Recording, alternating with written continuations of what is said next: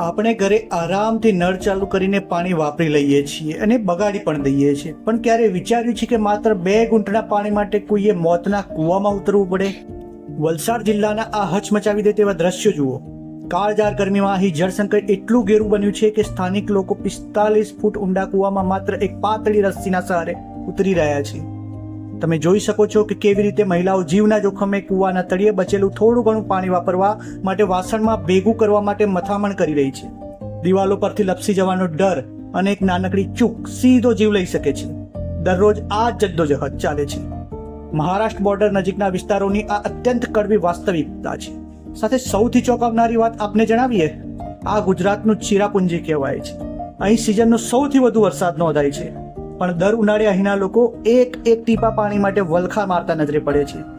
આ દ્રશ્યો કોઈ સામાન્ય સમાચાર નથી, પણ આપણા સૌ માટે ગંભીર ચેતવણી છે કે સમય રહેતા પાણીની કિંમત સમજી જઈએ, નહીં તો સમય આવો પણ આવી શકે છે.